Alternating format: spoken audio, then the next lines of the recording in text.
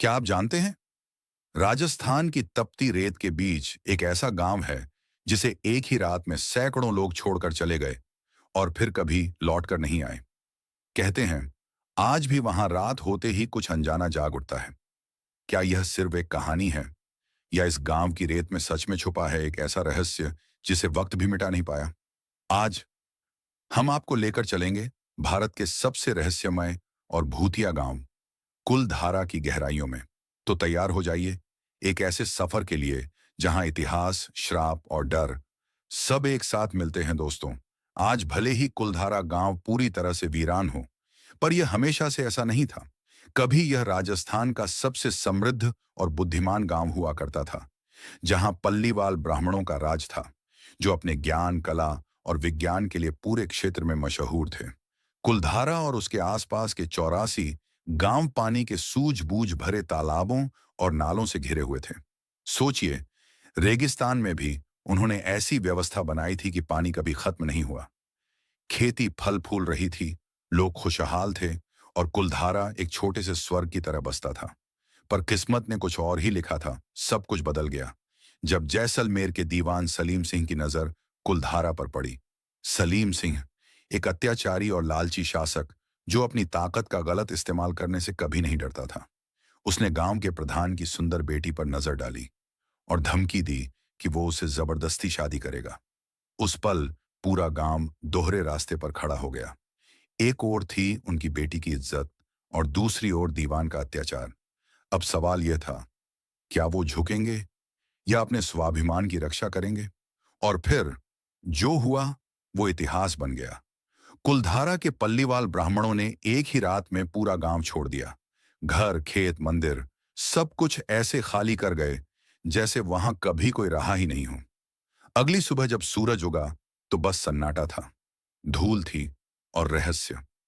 लोग गायब, जैसे धरती निगल गई हो। कहते हैं, जाते जाते उन्होंने इस जगह को श्रापित कर दिया।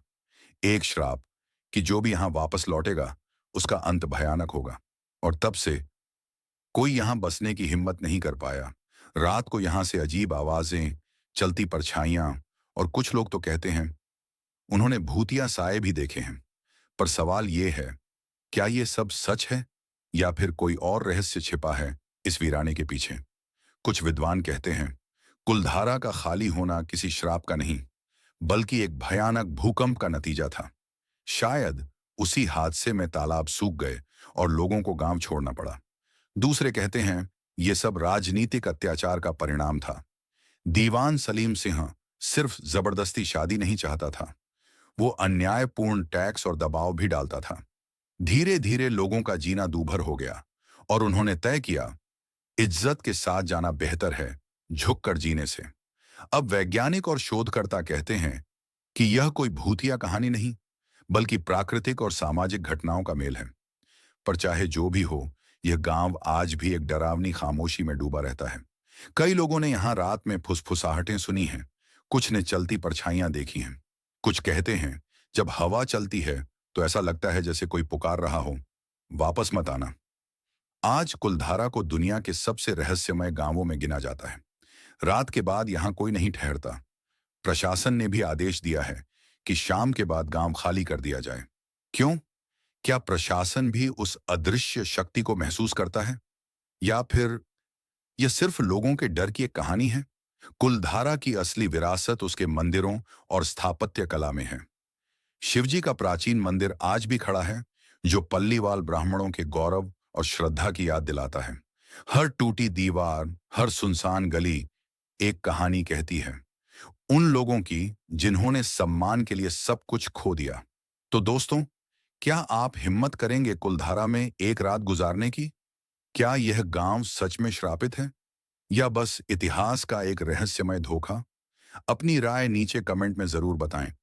अगर आपको वीडियो पसंद आया हो तो लाइक करें, शेयर करें, और इंडिया अनसीन चैनल को सब्सक्राइब करें, जहां हम भारत के अनदेखे और अनसुने रहस्यों की सच्चाई सामने लाते हैं।